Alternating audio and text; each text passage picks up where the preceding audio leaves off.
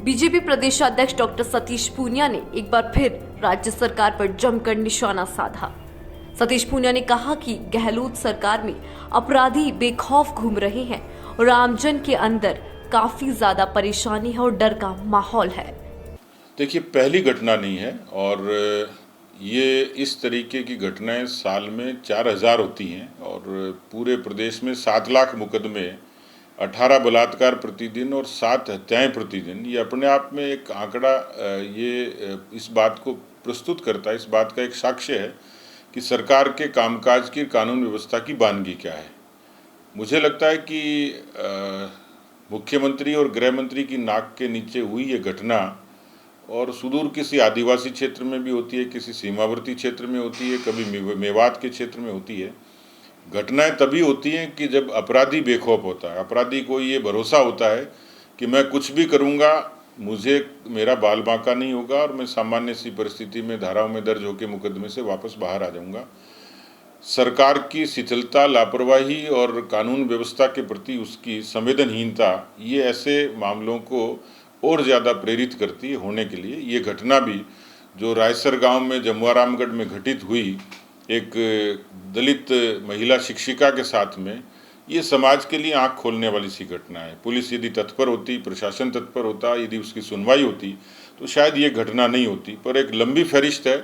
पर दुर्भाग्य है कि राजस्थान के मुख्यमंत्री, गृह मंत्री इस तरीके की घटनाओं के प्रति न तो संवेदनशील हैं और उनको रोकने के लिए पूरे तरीके से नाकाम भी है। देखिए, सरकार ही गैर जिम्मेदार है, इसलिए सरकार का मंत्री जिम्मेवार होगा इसकी कैसे उम्मीद कर सकते हैं। जब मुख्यमंत्री खुद गैर जिम्मेवार हो तो ऐसे में कांग्रेस की अब सरकार की जो पॉलिटिक्स है वो प्रतिशोध की राजनीति है, ईर्ष्या की राजनीति है, तुष्टीकरण की राजनीति है। इसलिए कांग्रेस का कोई मंत्री निरपेक्ष होकर काम करेगा इसकी उम्मीद कम की जा सकती है।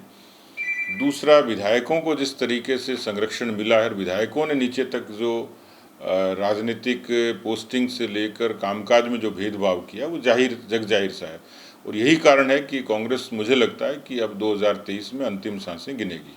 संगठन का और राजनीति का काम तो अनंत आकाश जैसे है, जिसमें जितना ज़्यादा काम किया जाए कम ही लगता है। लेकिन फिर भी क्योंकि चुनाव के लिहाज से अब अगले वर्ष हम लोग इलेक्शन की रणनीति के तहत काम करेंगे, तो उस लिहाज से क्योंकि अभी तात्कालिक बहुत सारे मुद्दे थे, जैसे लंपी डिजीज़ के बारे में हमारे कुछ विधायकों ने अच्छा काम किया है।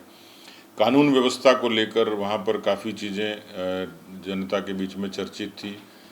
वहाँ पर सरकार के खिलाफ जन आक्रोश है, उसको और ज़्यादा किस तरीके से मुखर करें, क्योंकि किसान कर्जा माफ़ी, भ्रष्टाचार, कानून व्यवस्था, बेरोजगारी, ये तमाम मुद्दे हैं जिसके आधार पर सरकार पूरे तरीके से बैकफुट पर, एक बड़ी एंटी इनकम्बेंसी और जन आक्रोश सरकार के खिलाफ दिखता है।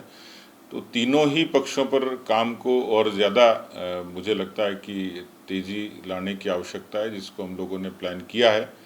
मुझे पूरा भरोसा है कि हमारी सारी ही यूनिट, जो हमारी बूथ की, मंडल की जो सारी इकाइयाँ ठीक तरीके से काम करेंगी और पार्टी के मिशन 2023 और 24 के लिए पूरी तरीके से प्रतिबद्ध होकर काम करेंगी। सर, जो आपके